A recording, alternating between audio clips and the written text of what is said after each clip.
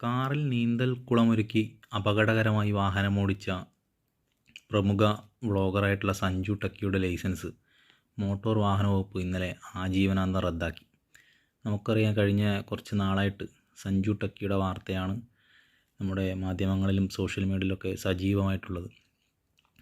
അദ്ദേഹത്തിൻ്റെ യൂട്യൂബ് ചാനലിനകത്ത് വൈറലാകാൻ വേണ്ടി വാഹനത്തിൽ ടർപ്പോളിനൊക്കെ വിരിച്ച് ഒരു സ്വിമ്മിംഗ് പൂളൊക്കെ ഒരുക്കി കൂട്ടുകാരോടൊത്ത് യാത്ര ചെയ്ത് ആ വീഡിയോ യൂട്യൂബിൽ അപ്ലോഡാക്കുകയും നിരവധി ആൾക്കാർ കാണുന്ന സാഹചര്യമുണ്ടായി.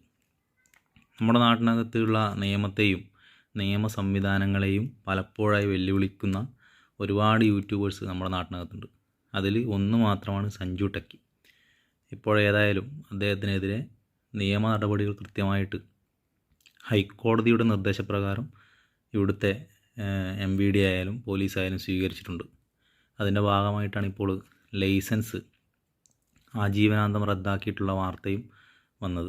ഇതേതായാലും മറ്റുള്ളവർക്ക് ഒരു പാഠമാണ്. നമ്മുടെ നാട്ടിനകത്തെ നിയമ സംവിധാനങ്ങളെ വെല്ലുവിളിച്ച് പണമുണ്ടാക്കുന്നതിന് വേണ്ടി വിവിധ കോപ്രായങ്ങൾ കാണിച്ച് ജനങ്ങളുടെ ജീവനും സ്വത്തിനും അപകടമുണ്ടാക്കുന്ന രീതിയിൽ വാഹനം ഓടിച്ച ഇത്തരത്തിലുള്ള ആൾക്കാർക്കുള്ളൊരു മുന്നറിയിപ്പാണ് ഈ ഒരു വാർത്തയും ഈ ഒരു ലൈസൻസ് റദ്ദാക്കിയിട്ടുള്ള നടപടിയും എന്നാണ് കരുതുന്നത്.